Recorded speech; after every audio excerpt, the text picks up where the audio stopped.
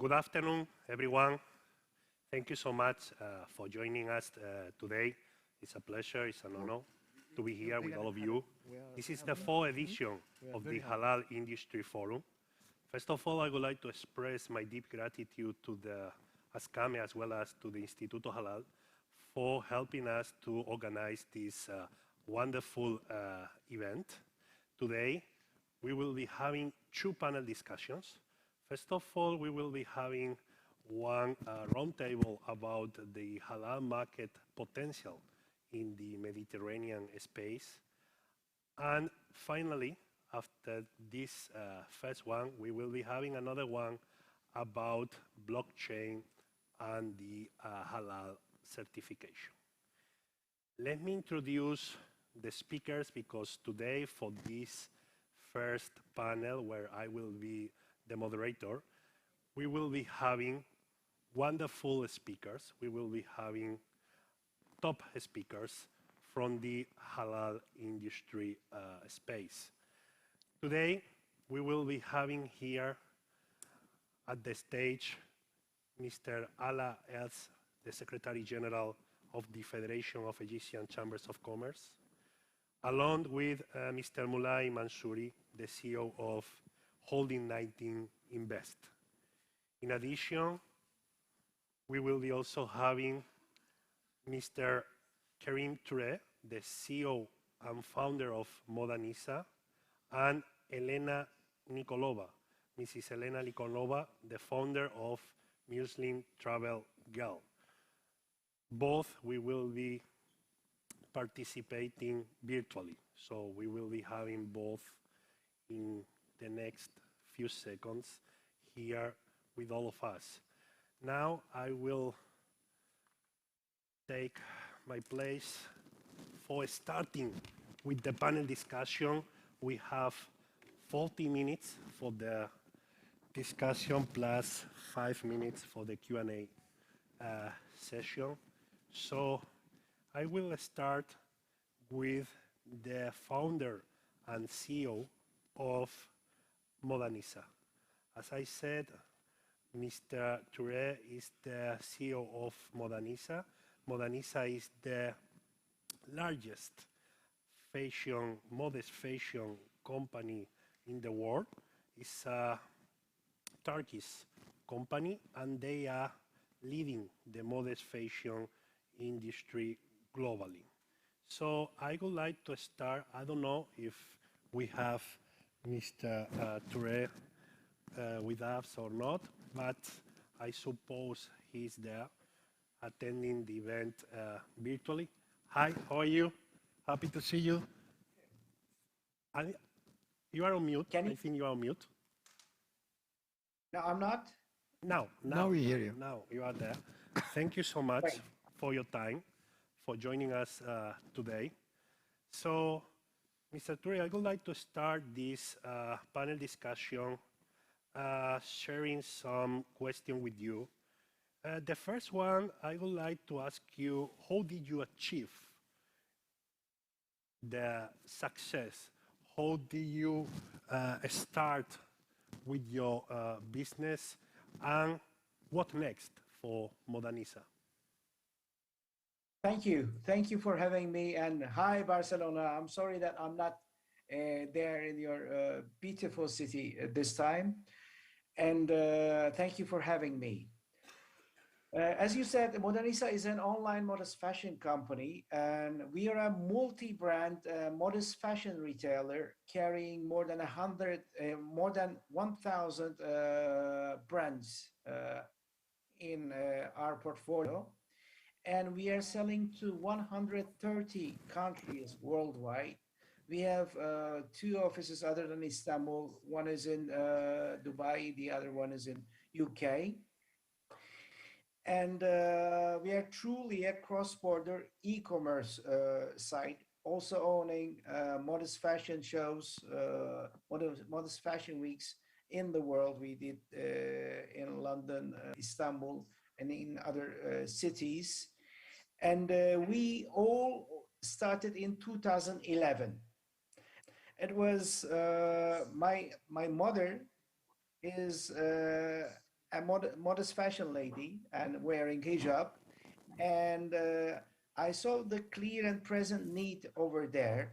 And I also surprisingly saw the need of the modest ladies and modest fashion is totally ignored by the mainstream fashion industry. And there were only few players, local players, who were trying to serve this market. But since it's a captive audience for them, like those ladies were buying whatever they produce, there was hardly any competition. They were producing the same clothes over and over again, like a uniform. And what we said was, wait a minute, this is not fair, first of all, because the clothes that we wear on us is not only a piece of fabric, it's also part of who we are and what we tell to the world. And it's also part of our self-confidence. That's why we said, and we truly believe that every woman, regardless of their beliefs, deserves to look their best without compromising their values and their beliefs. That was the key thing. This purpose, the key thing, fueled us, and we started by doing that. And we said that, okay, we're going to be doing it. We're going to be convincing other brands to produce for the modest world, and show the potential, and also show that the modest ladies also has a sense of fashion, and it's a big, huge economy and a huge demand. We are talking about 450 million women worldwide. That's great to know. Thank you so much for sharing your thoughts. It's That is great. that is the key thing, the key nucleus of Modernisa. This is how we started. Okay, great. And what about next? And I would like also to add another question about how do you see the Mediterranean textile firms, if they are ready or not for following your steps? We are ready for another Modernisa, another unicorn coming from the modest fashion uh, sector here in the Mediterranean space or not? What do you think about that? The first thing we did was when we say, I just want to give you the brief journey about us. The hardest thing was convincing the brands to show there is a market over there. Now people knows that there's a market.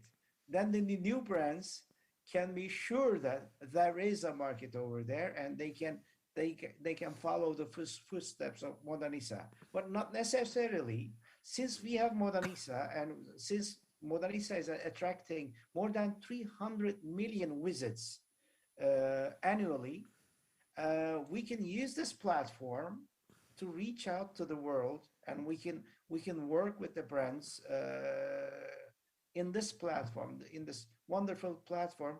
We can produce new things, fresh fashion for the modest ladies. Yeah, that's amazing. So let me finalize asking you about tips, asking you about some tips for those, let's say, startups or SMEs in the Mediterranean space thinking about doing something, let's say, similar. First of all, I can tell them is, leave the prejudices behind. Look with a fresh look to the market, and try to understand the need first, and try open yourself to the new ideas and to new markets, and see what's going on. Because it surprisingly, one of the hardest thing I can call you, is to convince the brands at the beginning, because they don't understand it, and they don't want to understand it, and they don't want to hear about it. They say, this is our fashion, this is what it is, take it or leave it. But if you can bring a fresh look to the market, you can solve a problem and you can make money, and you can build a market out of that. And that's why educate yourself, talk to the other designers, and collaborate with the designers, collaborate with the mainstream players, and put something new and fresh to the market. Do not repeat what is available in the market also. That's what I can tell. Perfect. That's amazing. Thank you so much for sharing also your tips for the future modernistas. We hope we can have more modest fashion companies, disruptive ones like Modernisa, coming from the Mediterranean countries. Now, let me go with Mr. Ala, Mr. Alaef. As I said, he is the Secretary General of the Federation of Egyptian Chambers of Commerce. We know your organization is a key contributor to the development of the halal market in Egypt. So let us know, how is your organization supporting companies there with these fast-growing business needs? First, thank you for having me on this panel. And let me rephrase the question in a different way. First, we have to understand that historically, we used to see halal as halal food only. This was what we're used to, and even it was zoomed down to meat and poultry that's slaughtered according to Sharia methodology. And then gradually, the demand for certifying that everything is conforming one way or another with the Sharia and with the requirements started growing a little bit. And this created a niche market. And when we look at this niche market, we're not looking at the 100 million Egyptians, which is, as a market on its own, is more than sufficient. And we import 60% of what we eat, use. Today, the halal has gone beyond all types of foods, has gone beyond clothes like we've seen, has gone beyond pharmaceuticals, have gone beyond anything. Everything became halal. It's the same like when you buy something and you want to see that it is environmentally friendly and it has the 3 circles of the environment. So it's the same concept, that there is a demand by the consumer to see a halal product, whatever that product is. And we're even having now certified halal schools. You're having the whole service sector also coming on board. So we at the Federation of Egyptian Chambers, we're wearing several hats. First, we're the vice presidency of the Islamic Chamber.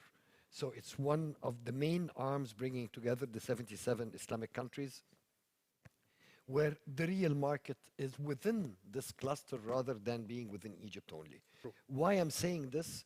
Because we as Federation of Egyptian Chambers, we're not looking at import only, we're looking at locally generated products that have to be halal certified and compliant to cater to these 77 countries, which is a huge export market.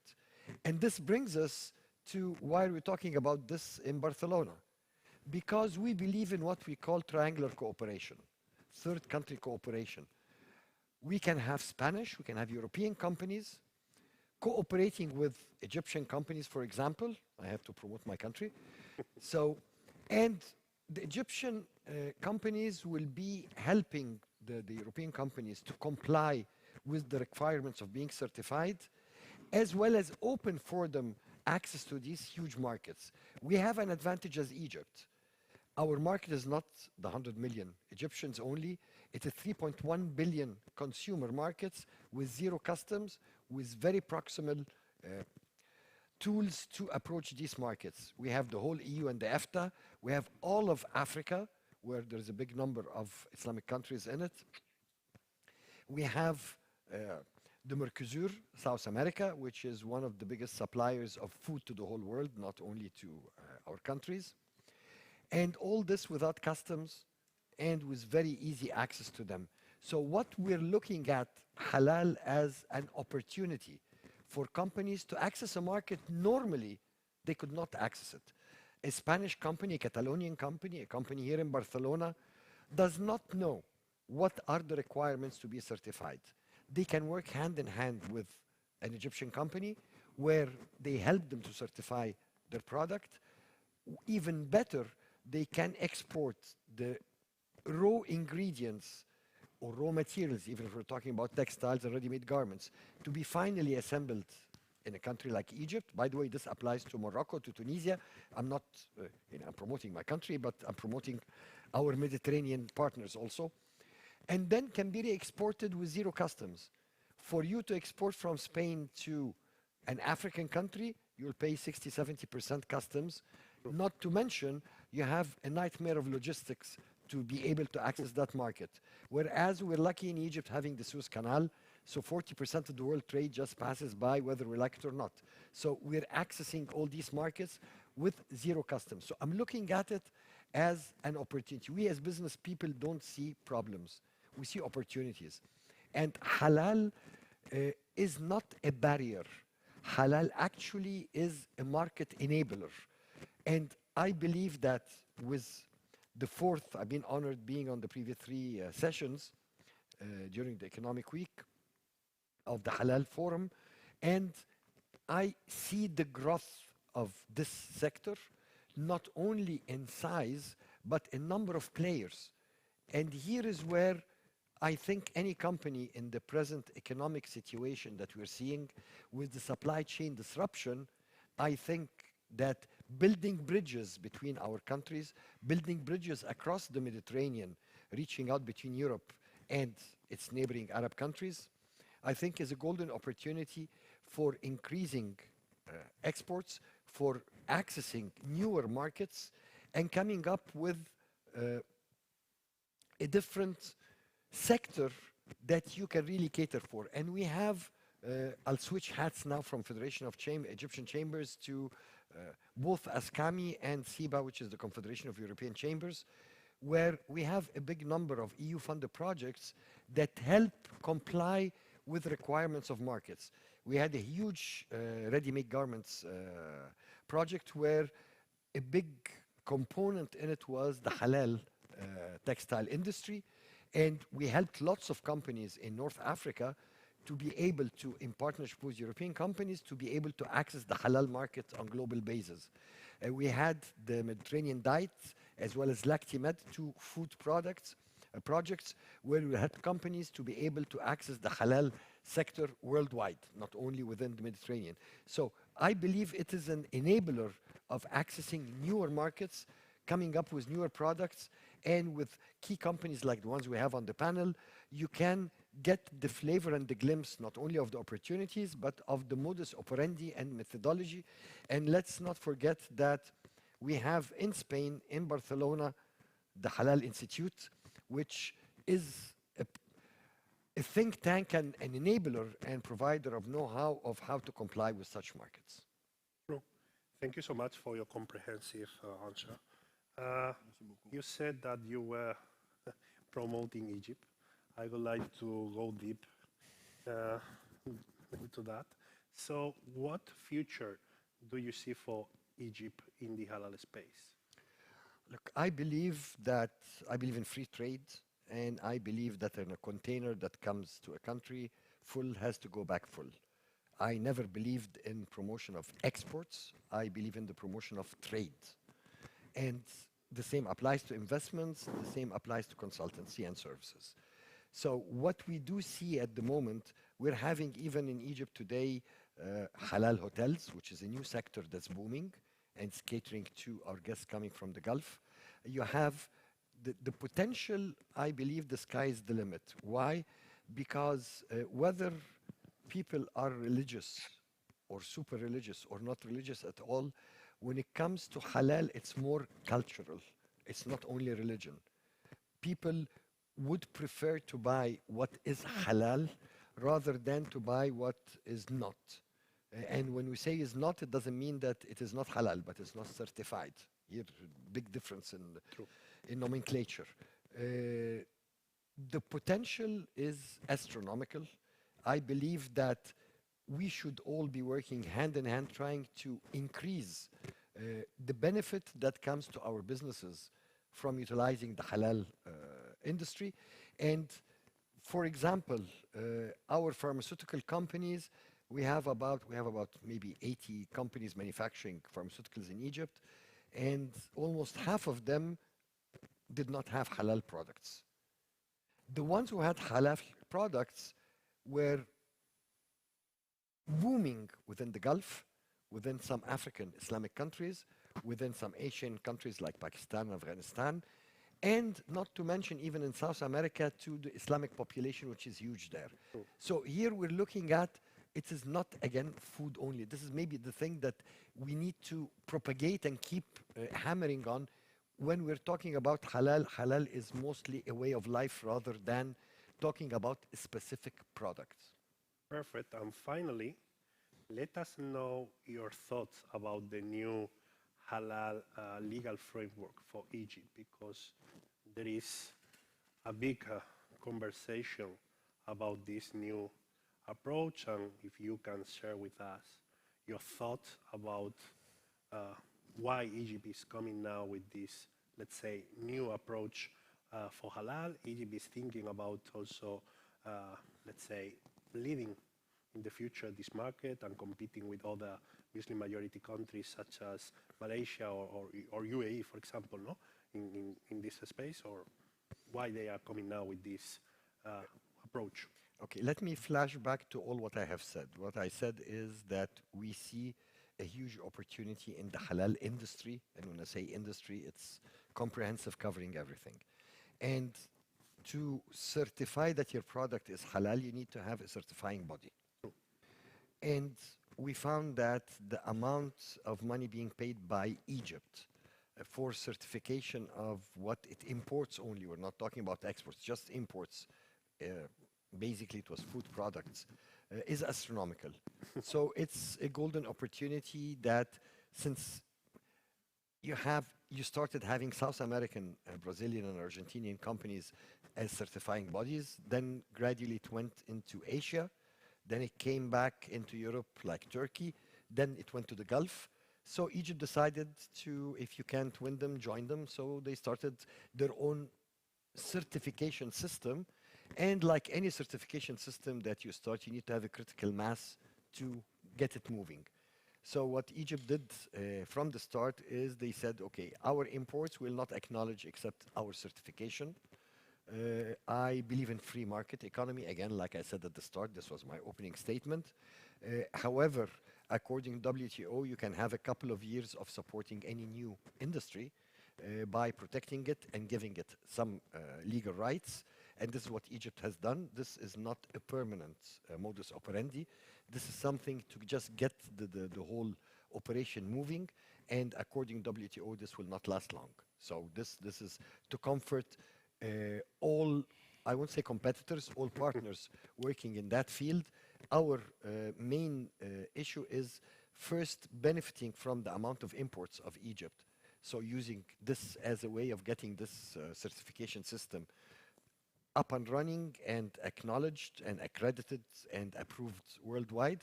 But our aim is certifying our exports rather than our imports.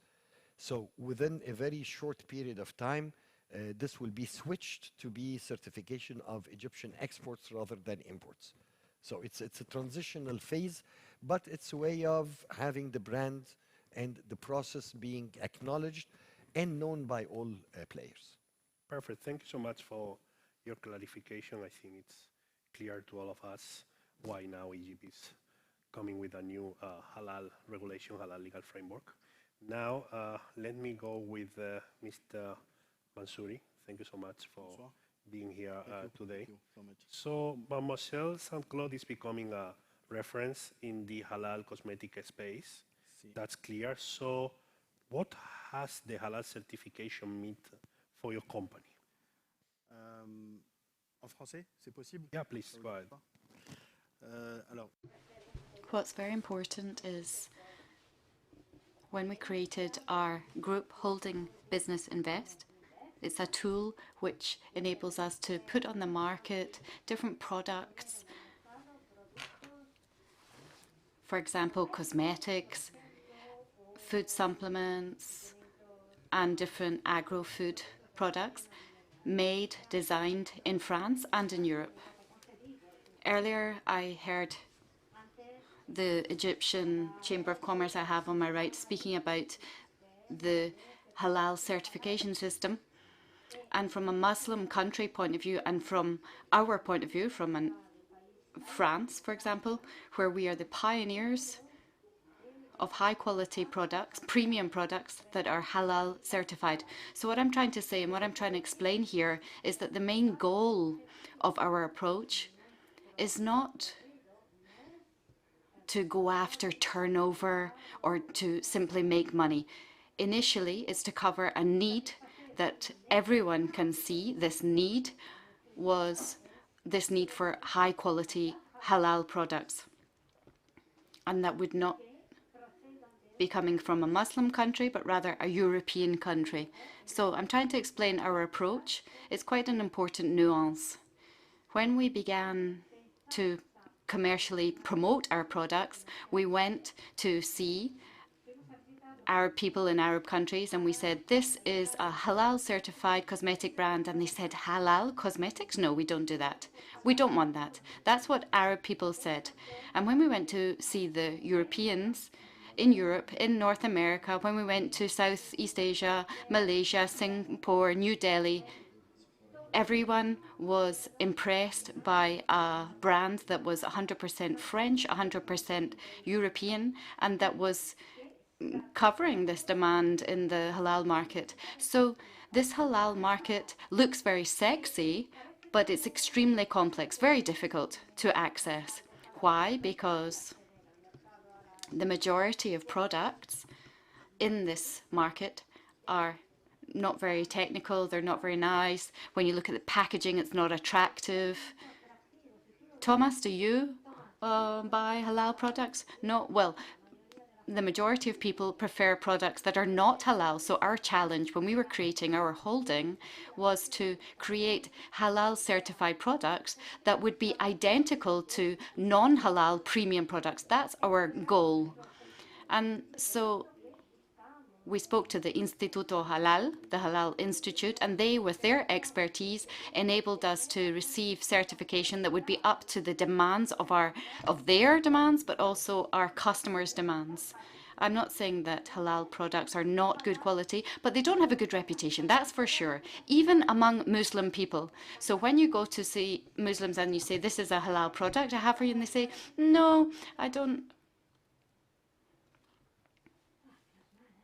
Does this work? Okay, that's better. So once again, our approach, well, we are French. Our company is based in France, in Paris. We develop 100% Parisian products, 100% halal products that are for Muslim and non-Muslims. We are not following a religious approach in our teams. We have multi-religion, we have people without a religion, we have practicing Muslims, but in our office, what's important is designing a product that is going to meet the customer's needs, Muslim or not. We have a food supplement, it's called 99 Lab. It's for the brand is, well, this is a vitamin D food supplement. We created it during the health crisis, the COVID crisis. There were lots of Muslims who could not find halal products, and so they would go and buy food supplements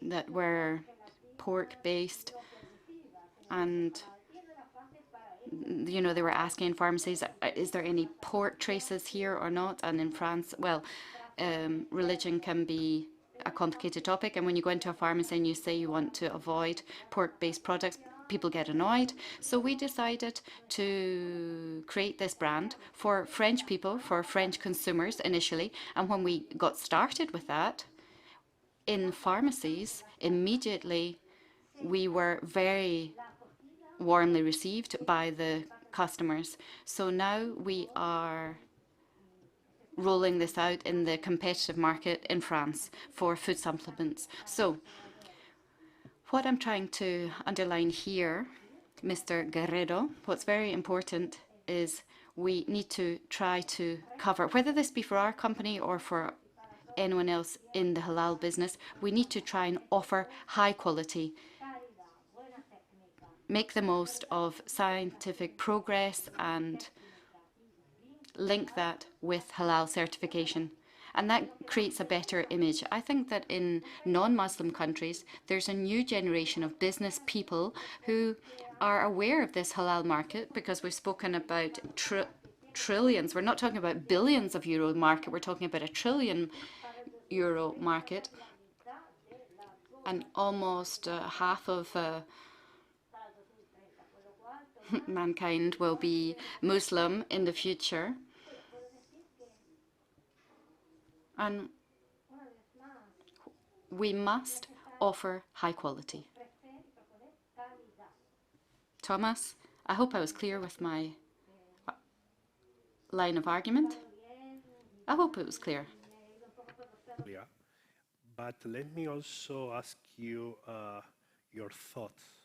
Let me ask you about your thoughts about the future of halal cosmetics, as well as about your plans for the near future. From our point of view, enfin, de notre point de vue, From our point of view, since we began in 2019, we started with a brand which is called Mademoiselle Saint-Cloud. It was 100% halal certified, 100% Paris brand, a Parisian brand, and it quickly became a success. And then the COVID crisis hit. And during the COVID crisis, well, that helped us, because what we realized was we wanted to sell our products both in Muslim markets and non-Muslim markets. So we had to explain to non-Muslim customers that halal certified products are not only for Muslim people. And that's what my colleagues here said as well. It's a way of life. And soon we'll be seeing that it will become the best of labels, because companies like ours, startups like ours, want to explain to non-Muslim consumers. Let me give you an example. Jeans, clothes, halal certified. That's what we're going to see. A 4 or 5-year-old boy has not been part of the fabrication process of these jeans. And that's why we see the certification. Now, if you buy a suit or jeans, you don't see that there's been child labor involved in the production of these products. That's what we want to see. And so this certification is essential. And it's these small companies, the French, Paris-based startups that are focused on this pillar of development. We need to explain to all non-Muslim people what halal certified products are. That's our job. And we offer this free of charge, this approach. About cosmetics, about F&B product, as well as about modest fashion. Now, let's go with halal or Muslim-friendly tourism. I would like to invite Mrs. Elena Nikolova to join the conversation. She is there joining the panel virtually. So thank you so much for your time. Thank you for having me. For being here today with all of us.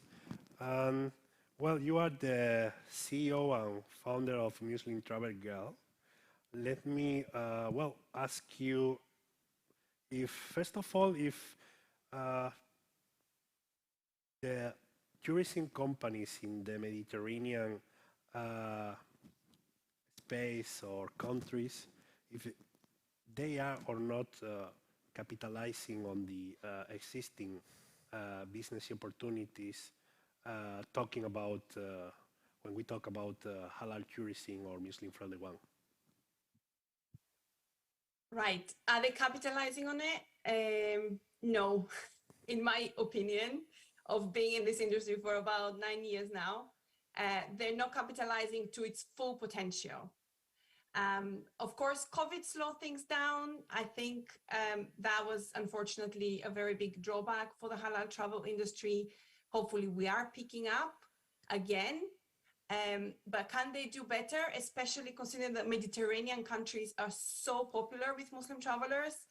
They can definitely do better in terms of the promotions, of the halal offerings, because they already do so much promotion on the front of the destination.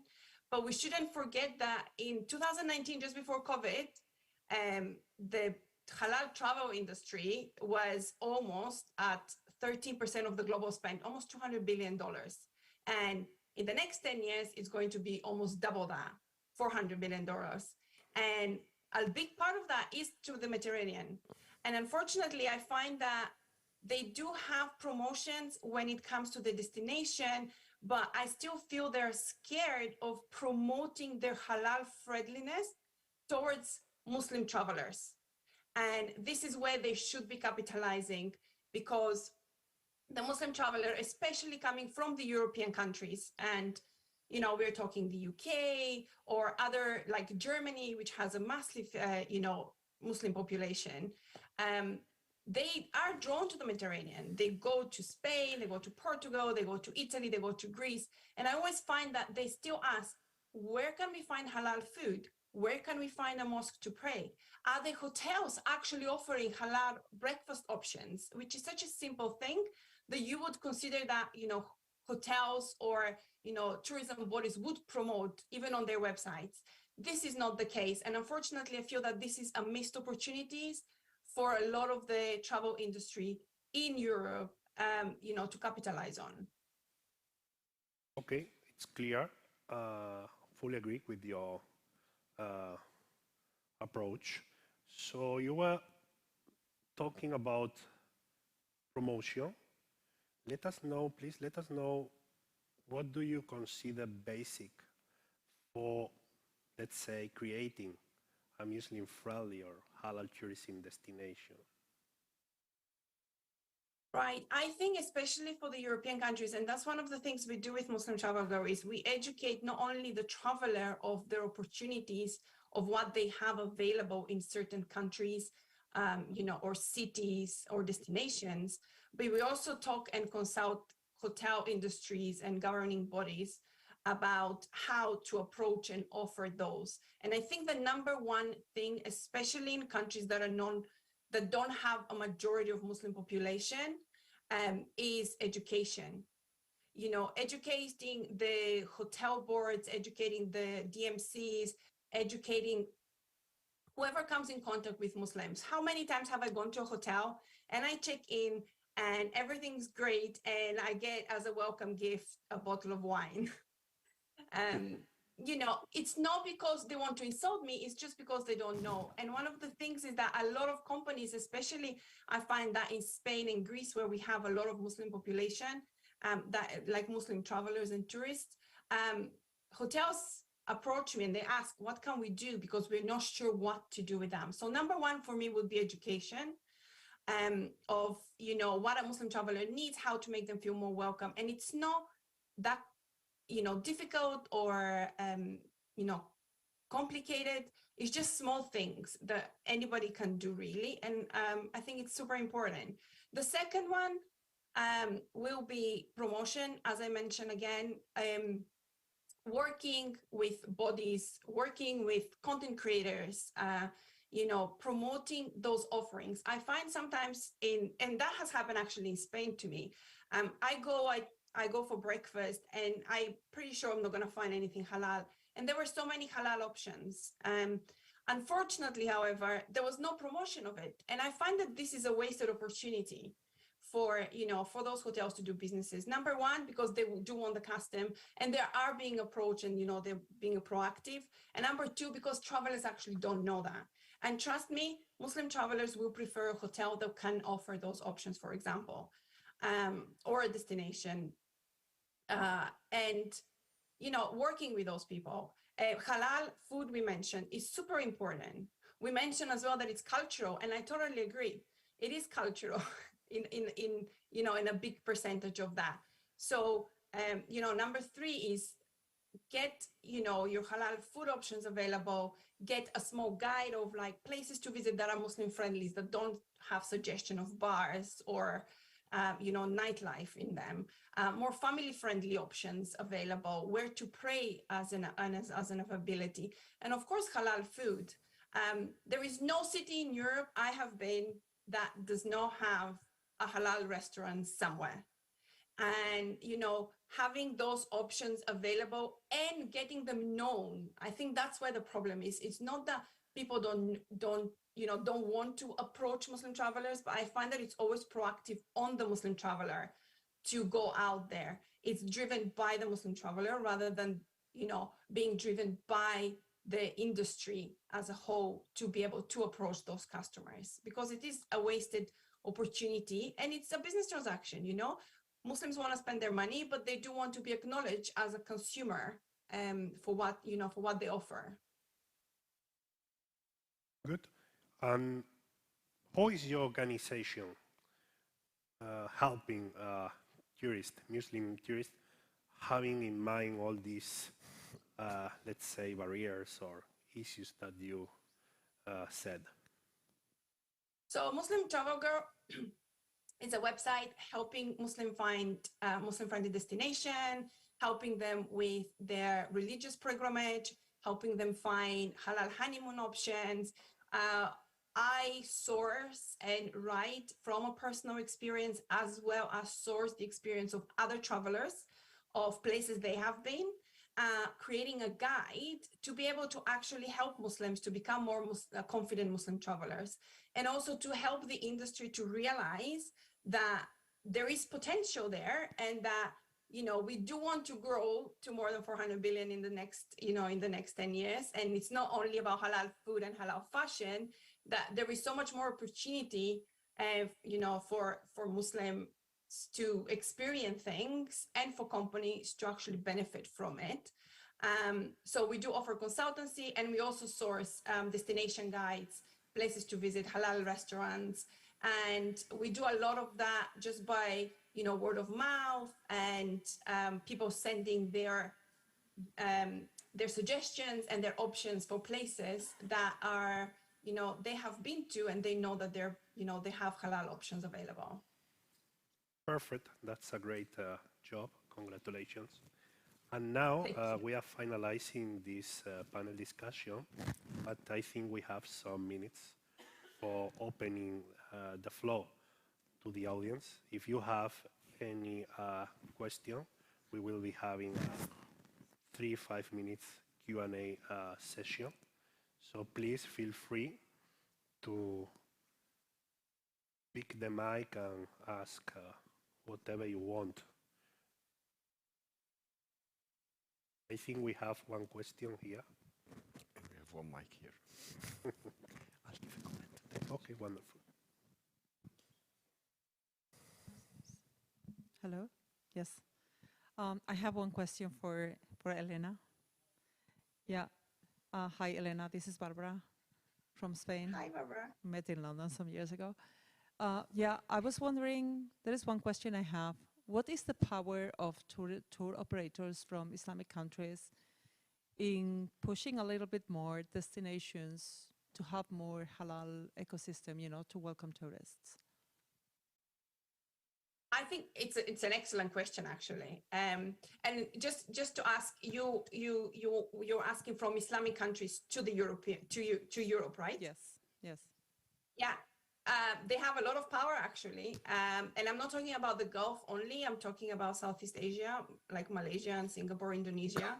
They do have a huge Muslim population. They do have huge groups, because especially those countries, they travel in groups.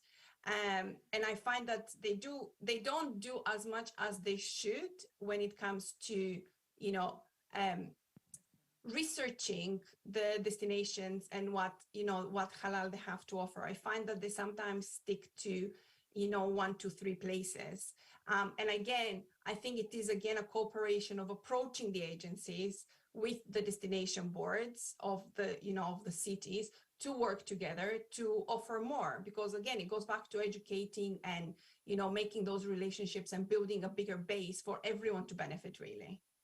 Okay. Yeah, thank you. We'll try to do that. Thanks.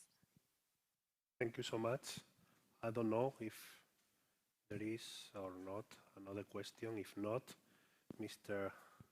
Ala has a comment or Yeah, just a small closing comment. If we really want the halal concept, and I'll use it as a concept, to grow, propagate, and survive, I think we should not rely on halal as being a certificate of being according to Islamic regulations. What we should look, if you flash back to ISO when it was created, it was management quality certification, then it became quality certification, then it became environmental certification, then it became social certification. We're talking, when you have this stamp that this is halal, we need to spread that this is a quality certificate to go beyond the Muslim community, to go beyond all types of countries, to cover the whole world and become a quality certificate for markets. And I have lots of friends who are non-Muslims who like to eat halal poultry, who like to eat halal meat because it tastes better. That's all, as simple as that. So I think when we talk about halal, it should not be just saying compliant with Sharia. If we do not add to it quality as part of that certification, it will not survive, it will not propagate, it will not be economic even for companies to seek. This is maybe my closing remark. Yes, really good one. Maybe Mulay, you want to also say something. We have here, by the way, your products. Are Maybe we you supposed can to drink it now, or? This is for you. This is for you, President. Ça, c'est pour Thank you so much. But maybe you can explain in a few seconds to the audience Yes. what did you Alors, je vais vous. what did you bring here? Alors, je sais pas si. I don't know if you can see this, but this is the food supplement range that we created to cover demand. These are food supplements. I don't know if you can see the packaging. It's premium packaging. It has worked on the French market. It's not an easy market. It's very competitive when it comes to food supplements. So we found our position there.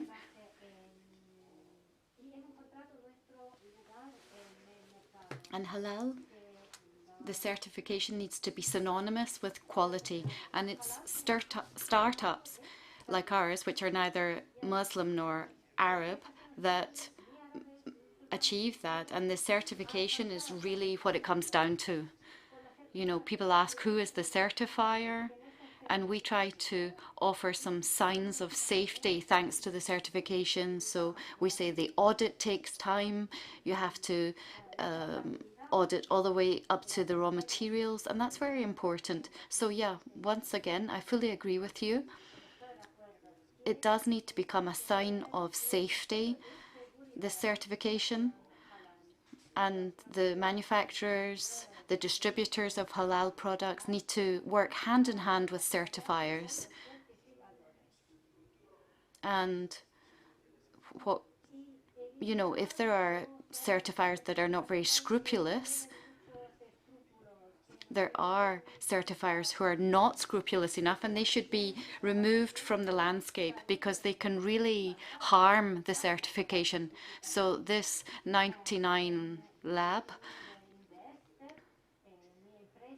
I was looking at the lady here, Elena. I see that you have nail varnish on your fingers. Is that halal nail varnish? Is it? Yes? Halal nail polish. We From Paris, 100% halal and vegan also. Alors, ce qu'on a fait.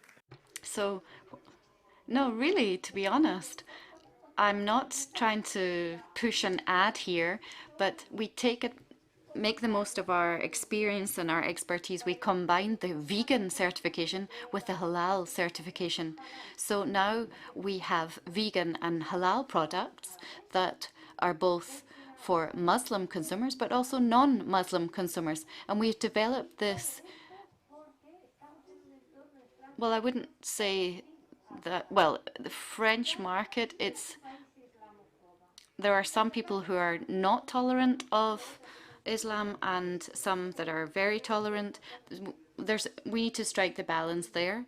And we know that it's very difficult to find funding to deploy, so we've had to go and raise funds. We found non-Muslims who were very interested by the prospects for developing halal certified products. And to be honest, France is a country that offers attractive premium products, and everything we sell with the Parisian DNA. So, Elena, I will get your details if you agree, and I will send you some products to test. And congratulations for the work you do. Well done. Not only Oh, سامحني حبيبي. Pardon, He's il est still où? there. He's Oui, oui, still there. We can't, Of course, we of can't course. see him, but he's still Avec there. plaisir, avec. We have products for you as well. Yes, yes. Thank you very much. And congratulations for your work as well. items too. Of course, of course. Inch'Allah, Inch'Allah. Merci, merci encore. Merci Thomas. Thank you. After As the promotional time, let's finalize. Let's finalize this wonderful panel discussion. Thank you so much. As a closing remark, Yeah, I no, just no, want to please add go ahead. Yeah. some, 5 euros. I want to repeat what Mr. Ala said. It is a lifestyle we are talking about. It's broader than anything. Like it's what we live in every day. It's not only for Ramadan. It's not only for a part of our lives. It's our lifestyle, and it's a lifestyle need. What we are talking about.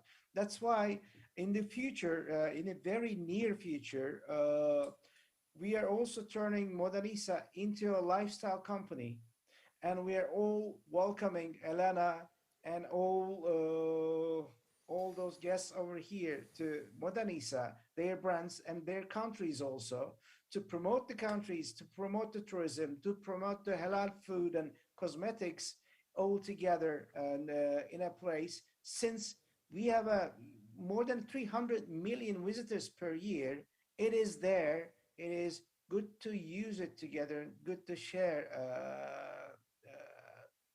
that traffic together. On promotions, this scarf is from Modernisa. Oh, really? I have been shopping for many years. You made my day. Actually, the success would be to go beyond these 300 million to a bigger, wider audience, even in tourism. If you have a conservative family in lots of villages all over the world, disregarding the religion, they would look at what you are offering as packages as their destination. So I think the success of the halal stamp is to go beyond the religious element and to look at social and lifestyle, like you mentioned rightfully, way of life, and blending all this with quality. If quality is not there, then forget it. I think ethical is a good option of, because whatever we do in Islam is part of our life, but also it's an ethic from an ethic perspective. It doesn't have to be halal to join more a mainstream audience, because a lot of people now search for ethical finance or ethical clothing or, vegan options that are more environmentally friendly as well. Perfect. We are out of time, so let's finalize this panel discussion. Now we have another one about halal and blockchain.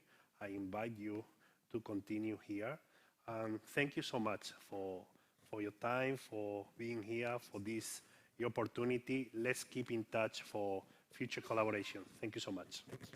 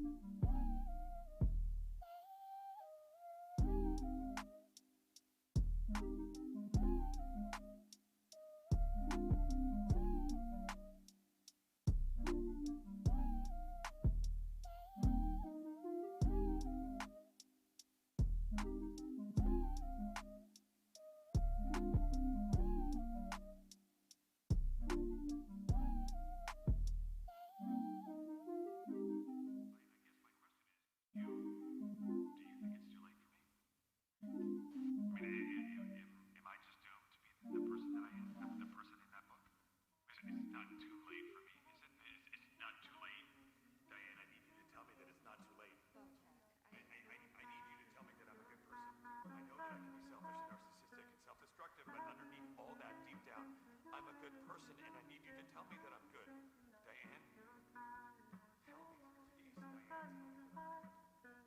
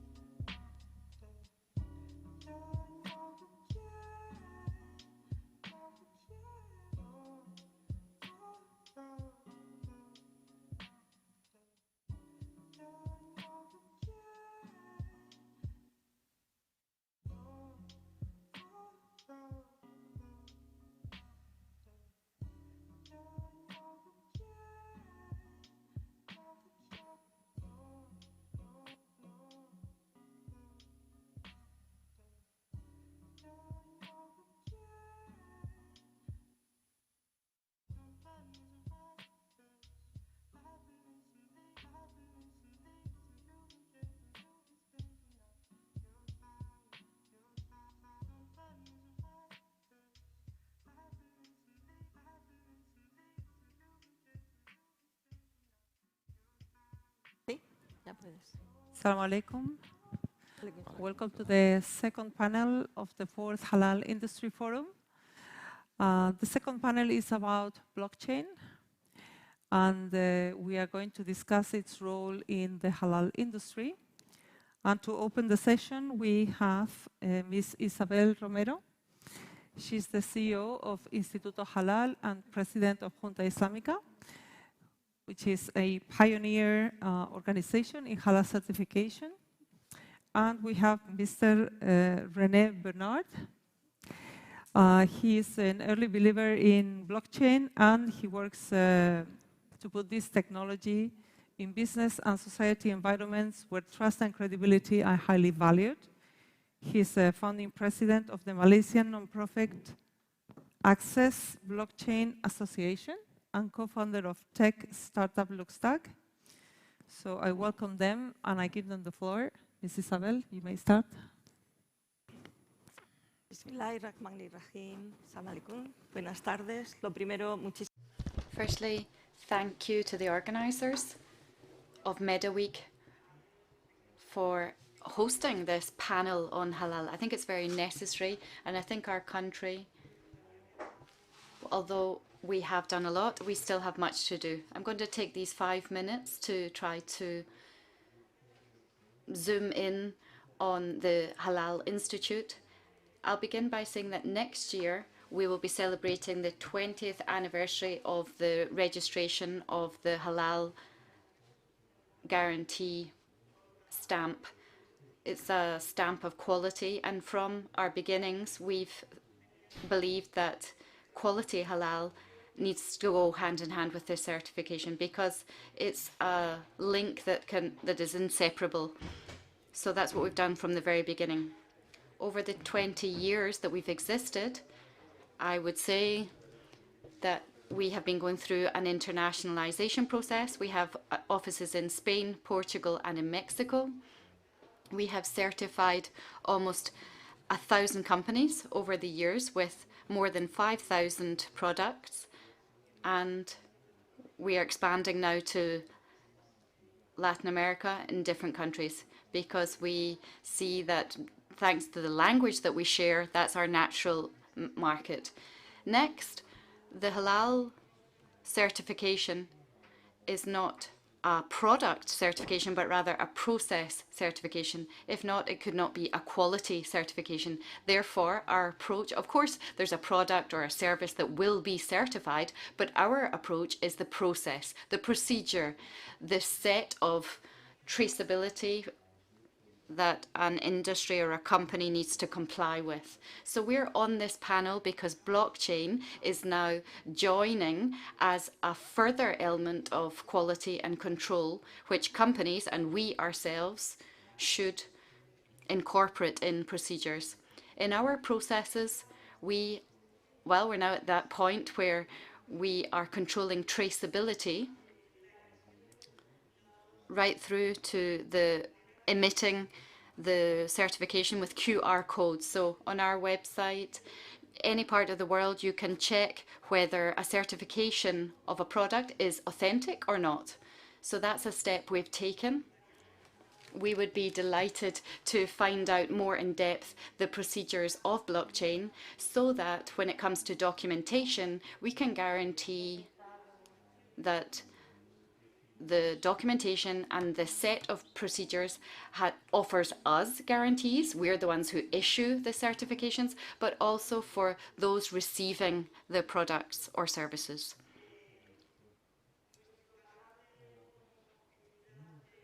As an entity that offers a guarantee certification, we are partners of INOR, which is the Spanish standard association, and it gives some recognition to our work. We sit on technical committees, CEMIC, which is the entity that works on standardization. And here I have to mention an issue, a problem. There's a lack of global standardization when it comes to halal standards. That is an obstacle we see in terms of developing the halal market. And I think that is the next challenge that we do need to overcome.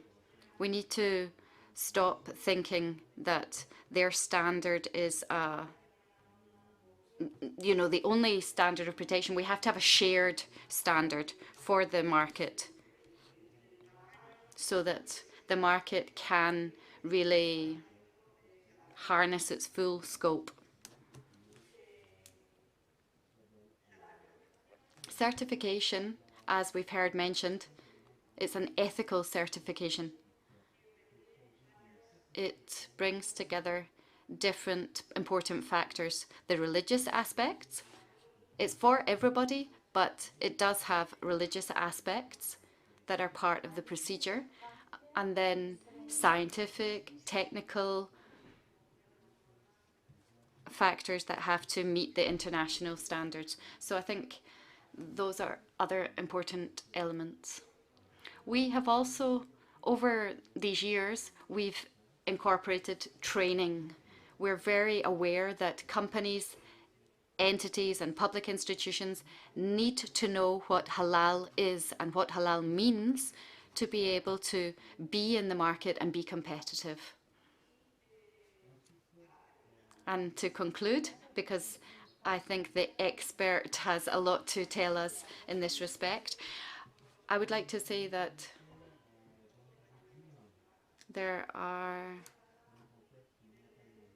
there's still a lack of awareness and involvement with companies and also with certification institutes to ensure that this market develops properly.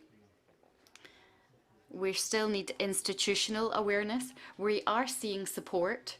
We're seeing markets opening up to it, but we still have a lot to do. And I think forums like this help to increase awareness and for us all to be aware that Muslim people are, well, this is something that we're contributing to citizenship in terms of economic and social development of our countries. So I think we have to pay more attention to that. And now, Mr. René, he's going to give us a brief introduction to blockchain, which I think is very welcome. And afterwards, he will present his topic. So please. Yes, thank you very much, ladies, for the good introduction. And I would like to mention, or to build on what Ms. Isabel has mentioned, that we have globalization, we have certification, and all this is based on databases which need to maintain data sets about objects. In the data scientists world, we would call it objects, the products, the companies, the processes. All this is data sets in databases. And when we need to establish trust, right, because we want, as a consumer, to know something about the product, we want to be able to trust the data sets. And every database has the problem that it needs to be operated by a company, by a central body, and people then coming around the world, right, need to trust that one company from a faraway country. Why should I trust that company, right? We come to the trust problem here.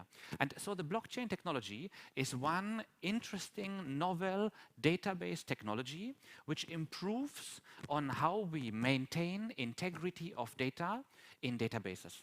And I want to now use the next 5 minutes to explain what is blockchain technology, so that later you can understand the link from the following panelists and even us. Why is that relevant to halal and to halal certifications? So please follow me on the short thought experiment about understanding what is blockchain technology. So there's elements, firstly, of checksums. Checksums, the more elaborated, the better, the more fancy term is digital fingerprints. Let me oversimplify and talk about digital fingerprints as checksums. For example, your 14-digit credit card number is actually 14, plus 2 is the checksum at the end. So the checksum is just the sum of all the numbers in the beginning, but it verifies that this is the correct result. So when anybody changes one digit in the number, the checksum would become wrong already. So we use this concept of checksums in the computer world to do digital fingerprints of whole data sets of texts, where you can create one checksum, a checksum at the end of an A4 page. This is the confirmation code. And if anybody changes one letter, the code would change. Now, keep this in your mind and follow me in the thought experiment towards blockchain. Blocks of time. When we agree in a system, in a database protocol, an IT protocol, we agree, let us write into a certain database only for 10 minutes or even a minute, however we want to decide. We write into the database. At the end of our entry, we create this digital fingerprint checksum code. And now our protocol for data maintenance would even include that we take this one code after the 10 minutes and we write this one code into a separate sheet, block, a separate sheet. Then this code from this block is in the A1 field of our next Google Sheet or Excel sheet. We start writing our next data. After 10 minutes, get the next code, and you might see the code is the linking chain part, right? We have data as verification code. Verification code comes here, becomes part of the data. We write data, new verification code, after 10 minutes, go here. And we continue over time because we now have an opportunity to write data into these data blocks with checksums at a specific time. And this goes on 10 minutes, 10 minutes, 10 minutes. We can not only say that a data set inside here has not been manipulated because of the link. This checksum goes here, and if anybody wanted to change something here, all the next blocks would become invalid. Our protocol verifies that and says this one is integer, right? Not manipulated. We can not only confirm the integrity of the data, but even timestamp. Timestamp as in confirming when was data entered into this database. Now, when you even add digital signing, which means you can log in or use your private signing key to sign a message, we can even say who wrote which data when into this novel database called blockchain. And this is a great thing, very useful for environments where we need to garner trust of users outside of telling them, hey, trust me, I look authentic. I am running my database, trust me. At this moment, there's big institutions, insurances, banks, all these running their databases. And all of them looking into enhancing the integrity of their data sets using technologies like blockchain. And there comes the relevancy for trusted data sets towards certifications of all kind. For example, halal certifications, authenticity certifications, educational credentials certifications. This is the link, which now hopefully is clear to most here, maybe even all. Why blockchain? What is blockchain? And why is it relevant to this topic here? Thank you. Thank you so much. That was very enlightening. Thank you so much. So having opened the session, the importance of halal certification and the importance of blockchain as a technology system to back up documents or systems on which we put our trust, we move forward. Did you deliver your topic? Would you like to? Perhaps I forgot one little point, which is the decentralized nature, which adds something like a more safety and security to a database model, where it's not only one database with this protocol running, but it is multiple servers doing the same task and being connected to each other. So these blocks are synchronized among an array of database operating servers, and every block chucks forward on the various servers at the same time. So this is the one element which I had not included first in the explanation, but because of that we have even a fault tolerance, and we have even a disaster recovery, all of this included in maintaining a database full of integrity. Thank you so much. Thank you so much. Very interesting.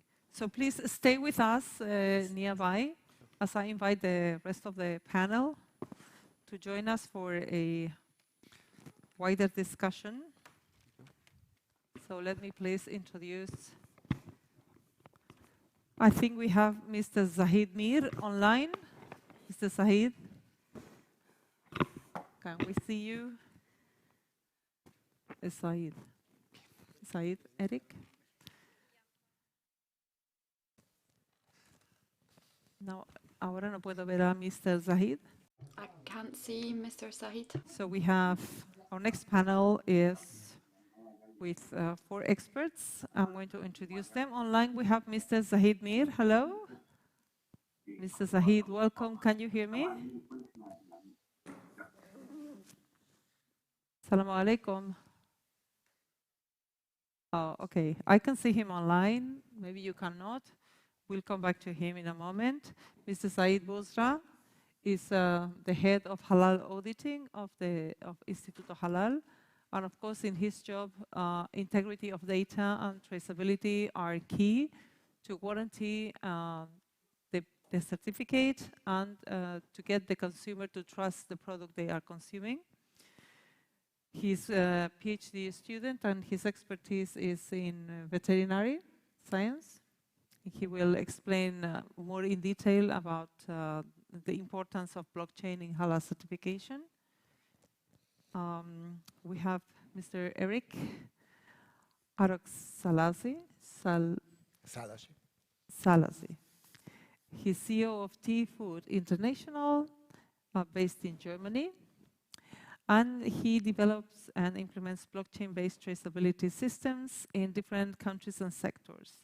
And today he wants to focus on regional supply chains, which are really important in our current world, especially with the circumstances we have. Let me welcome also Mr. Antonio Pinedo. Bienvenido. Gracias. Director of Strategy and Development of Business for Signe and CEO of SigneBlock. He's an industrial engineer and he's specialized in company management, strategy, digitization and technology. Welcome. Thank you. Okay, so I'm waiting for Mr. Zahid Mir to be online. Now we have problems with the connection. I'm very sorry. So I'm going to give the floor first to Mr. Said, because we don't have Said. So would you like to begin? To pick up on Isabel's first topic, you know, what do you have to do to get consumers to trust in a product? Why is blockchain important in nowadays life? Especially some sectors come to mind where fraud and fake products are prominent, like the food sector, for example. And it's not only that the consumers feel cheated, it's also that it could be a high risk for our health. So that's why it is important that we trust companies. And if we don't know the company, obviously in the global world, it's impossible to know every company. We need to be sure that there is a system that will protect our interests and that will ensure how much we can trust these firms.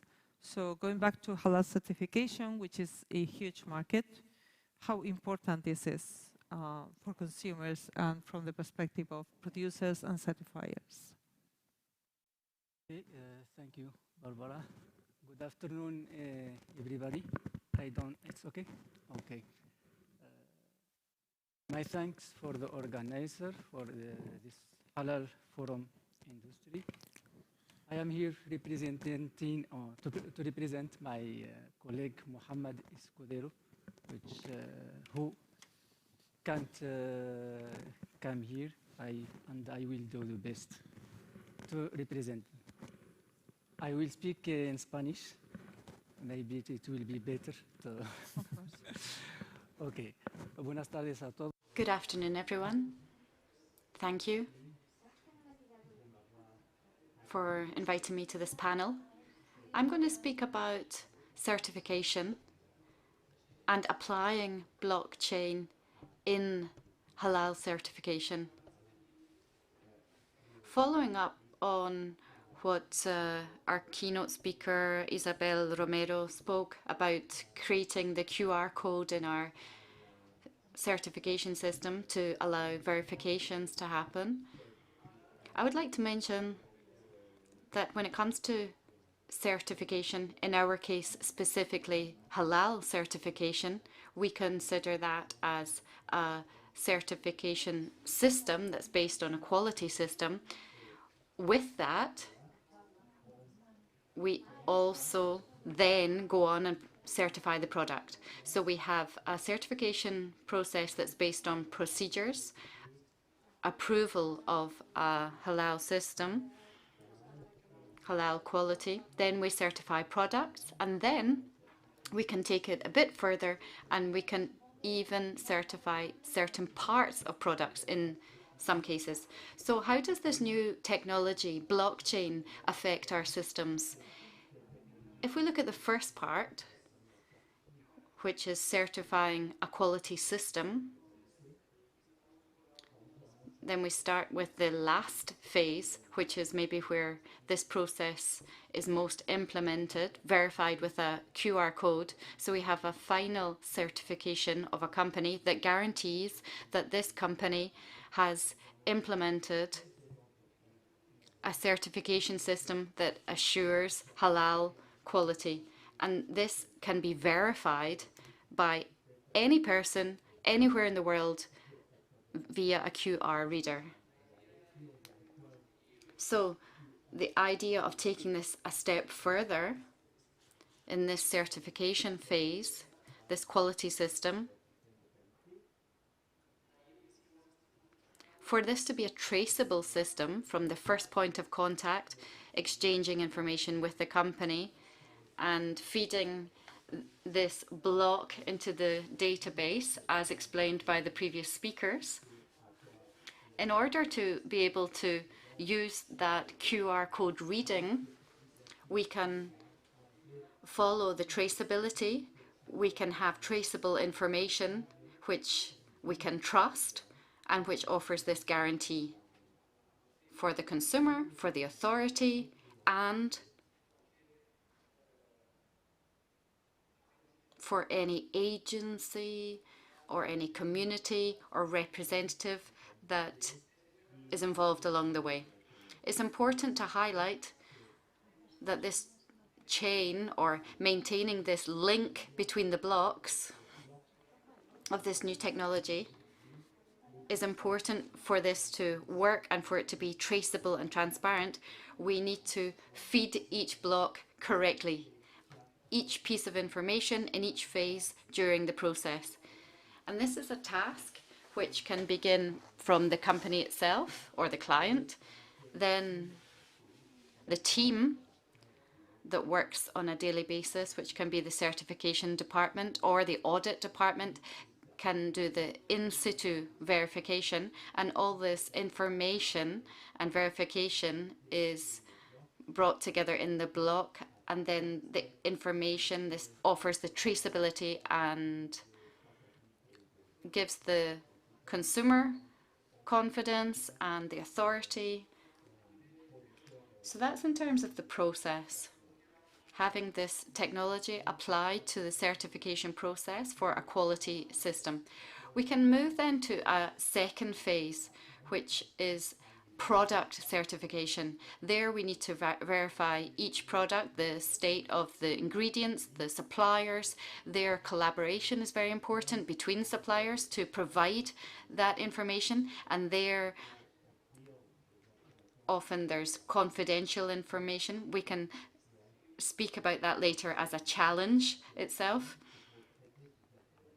trying to see to what extent this new technology allows us to access this information, because we can come into conflicts in terms of data protection, etc. Well, that's a challenge which we can come back to. So when we bring together all of that information, we do the verifications, and so we then have approval of these products, which is codified, it's digitized, it's traceable, and you can verify. So the degree of verification in that case, well, it can be limited because it can affect third parties or suppliers, but it can be verified by authorities and offer traceability. So in terms of offering that information and being able to verify it, it might be limited to a certain group, maybe authorities. I don't know how well I'm doing on time. Once you've got the product certified, that takes us to the third level, and that's certification of a batch for each issue. So you have a specific batch on a specific date, and so then you can get a batch certification once you've verified that all requirements have been complied with and all this information has been uploaded to that third block to link it with the previous ones. And that certification has another unique QR code which can be verified by an authority, a client, or even the end consumer. So when it comes to certification, we have a code for an annual certification of a quality system. Then we have a verification of a list of approved products. And so far that information can be accessed by the public, linked, you know, the same QR code of the certification in the system. And then a unique code, which is for each issue, which can be verified with every, let's say, entry into a third country. So the authorities can check and verify that in real time to guarantee the traceability, the transparency, and provide this confidence, whether that be at a country level, a consumer level, or an accreditation authority level. I'll stop there to not bombard you with more. If there are any questions, please feel free. This is very interesting.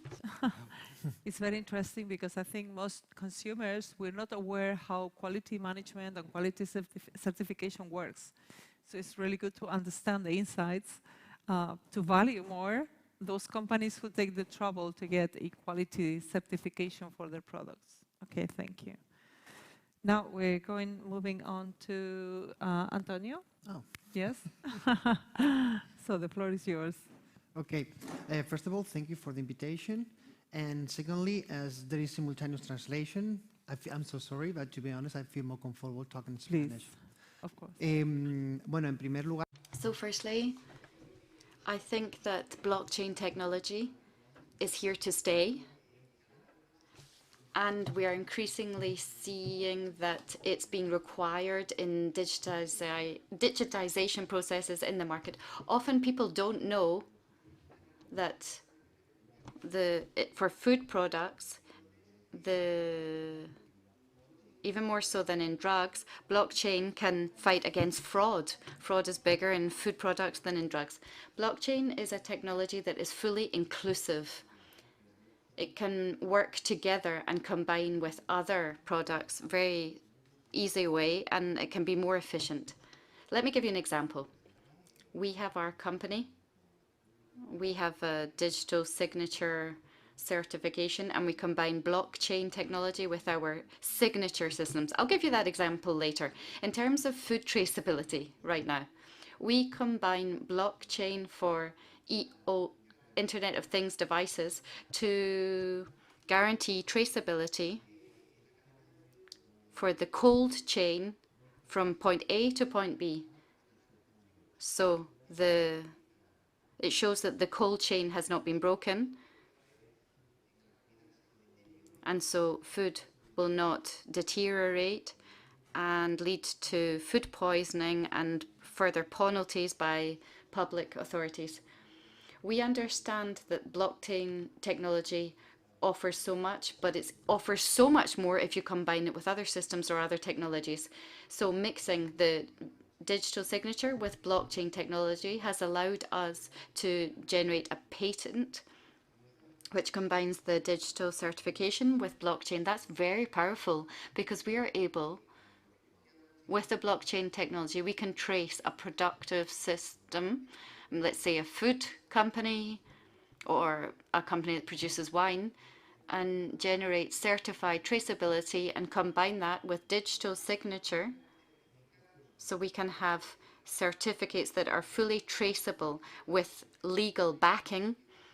There is a region, I'm not going to say the name of the region, I don't think I should, which had some problems because two of the partners, well, the production processes did not comply with what they said they were complying with commercially. So in the end, that compromised the certification of origin. And the problem is when you're in an ecosystem, you assume that every company complies with this. And when we looked at the wine maturity, it wasn't what was being said. But with the blockchain, well, if you have the legal backing and the certification with blockchain, well, it's full backing. So for any food product produced by any company, it shows that it is backed. It has the support. It has the certification, which is legally backed, and combined with blockchain, even more certified. So this certification you can use for other companies within the ecosystem, your own clients. You need to have trust between the consumer who has the QR code and the traceability. There needs to be trust, confidence between the client and the supplier. A food product can go through different processes and can go through different companies. Just a question for you. Is the consumer aware of all of this validation? Do they appreciate it? Well, that's the question. We're seeing that increasingly so they do appreciate it. We have a safety label. That's another issue we see. People say, oh, we need blockchain. They have a QR code, but the QR code could be falsified. So we need to have a label that cannot be cloned. So you need to protect the brand. But it's not just that. There's social responsibility for the planet, for raw materials, to see whether we're caring for animals, sustainable farms. And with the 2030 agenda, we're seeing from a regulatory point of view, there's even more requirements. So I think that people are beginning to see that, well, when you've got that QR code, you're trying to show not just that this is an authentic product, but, well, let's say you're buying some wine or an organic product and it has a label. And people say, well, I don't even know what this is. You know, there's 4 codes there. You almost need a cheat sheet to understand it. So what we promote via our technology, we say configure the panel to really sell your values, which allow you to connect with the end consumer in a way that you can build customer loyalty. Yeah, it seems endless, the possibilities. Yeah, so many. I can give you so many examples. Okay. We will leave the wine for a different panel because in halal we don't have much. Sorry. No, it's fine. I just give an example. We have sorry. non-alcoholic drinks. We have lots of options. Don't worry about that. But I can see the many options, and yes, I can see the consumer is certainly concerned to a degree. especially millennials are quite savvy technologically, and they would be really looking for this information, you know, and looking for companies that rely on these systems to give this warranty, give this, like to promote this trust. So, yeah, thank you. Yo dije vinos porque, bueno, pasó esta problemática. I was speaking about wine just because it's one of the products examples I had, but you could, you know, speak about the traceability of other products. Can apply this to many other products. I think that was clear, the practical utility of the technology. You would like to discuss on regional supply chains? Yes, so thank you for the invitation. Thank you to be here. So actually, I'm representing a German company. We are doing since 6 years already traceability implementations in different countries, in regions, Southeast Asia, Europe, Portugal, Spain as well, in Africa, different countries. And during that period, we have collected a lot of experiments. How to implement the traceability, how to convince the supply chain itself to have a traceability system from farm to table. This is what we are doing in the food sector. And I have to tell it's not easy. It's not only to having a certificate for different countries, but that implementing of traceability requires a higher level of cooperation between the supply chain members. And even they are on different level, culture, IT culture, different countries even, different knowledge, different motivations, different price sensitivity. So we have to convince them, and we have to give them motivations and incentives why it's important to implement the traceability, why it's good for them, for the authorities, for the certification bodies, and even for the end consumer, which is the biggest authority, because he is buying the product at the end of the day. And here I have to mention, I think the 2 sentences only, because for the traceability, it's a very important terminology, the smart contracts.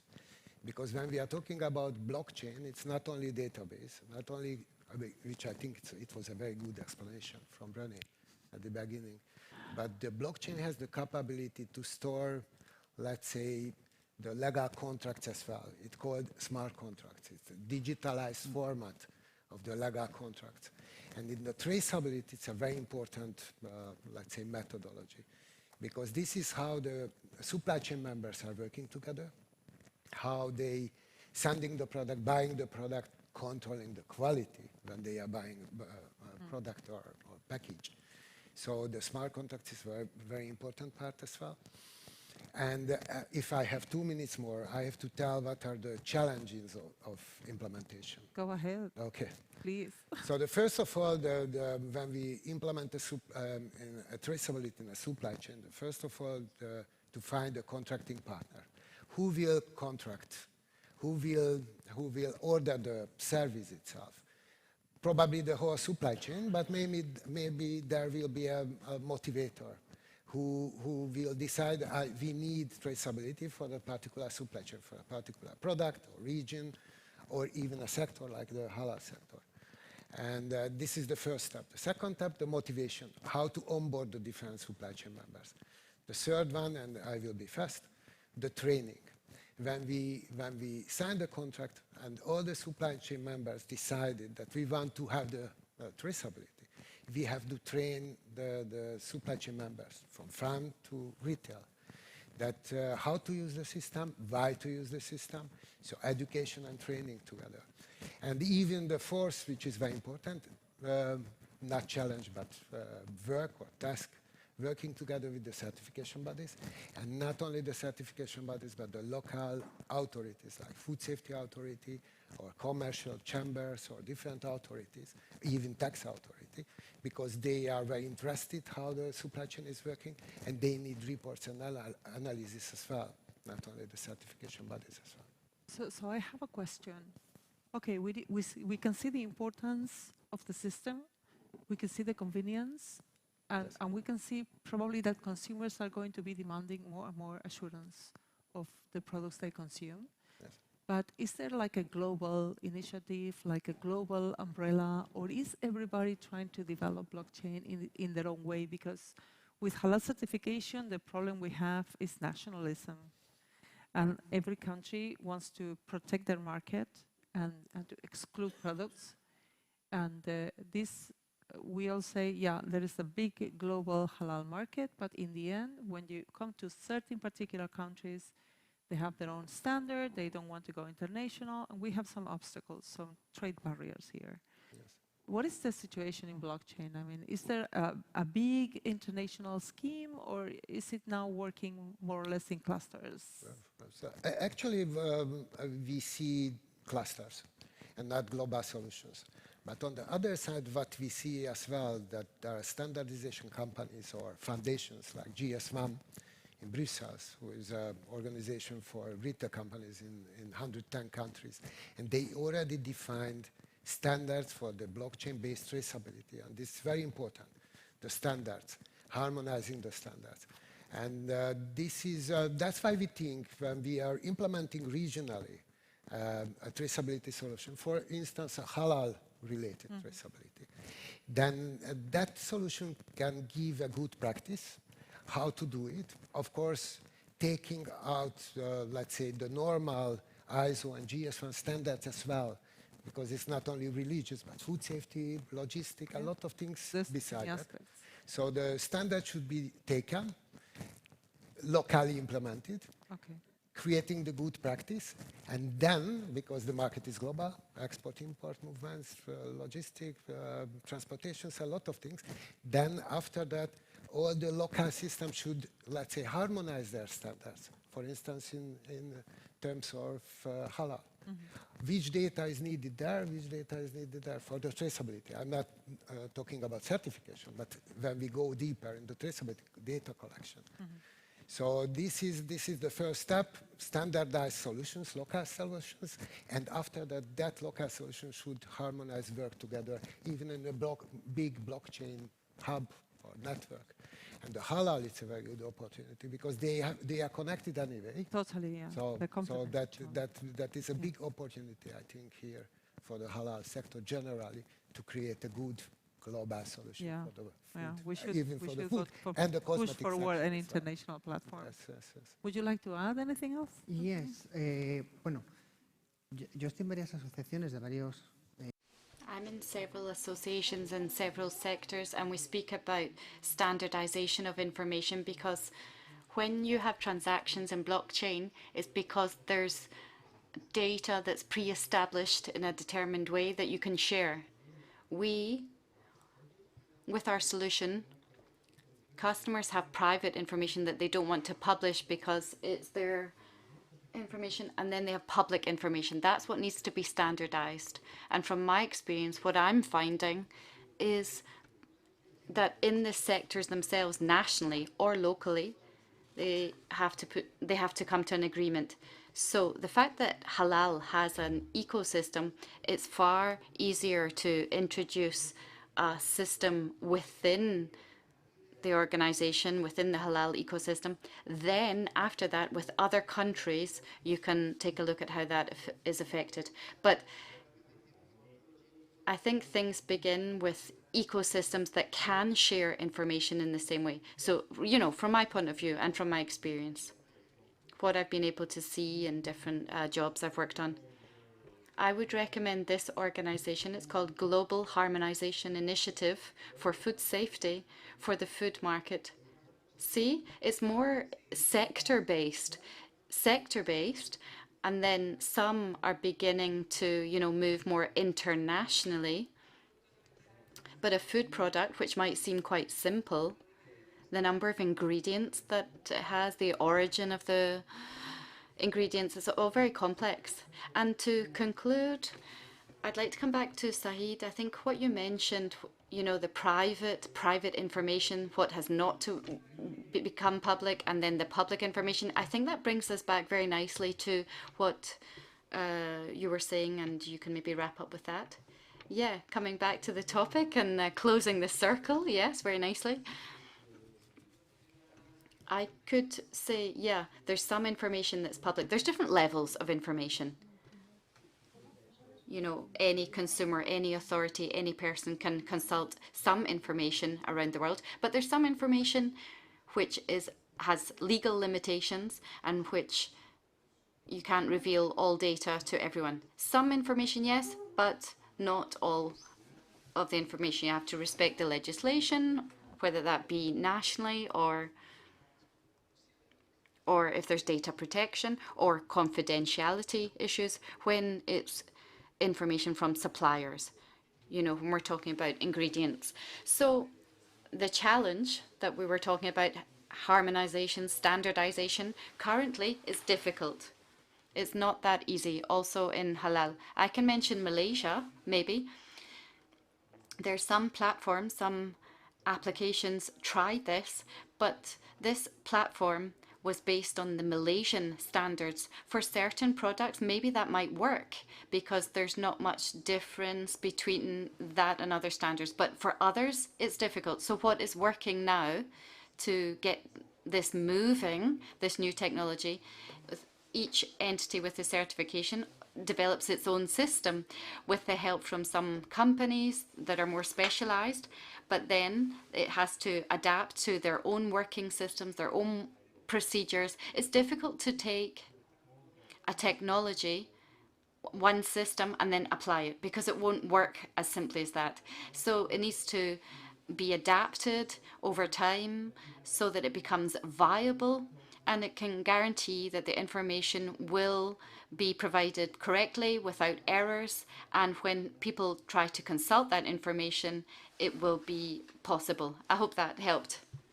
May I add something? Yes, final comment. I fully agree with you because that's exactly what you said. First, you have to standardize and then add the technology, because if you do it vice versa, it doesn't work.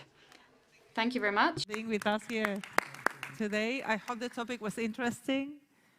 Please do join the next panels in Meda Week. Thank you all for being here. It was a pleasure. Gracias. Okay, thank you. Thank you. Pasa, pasa, pasa.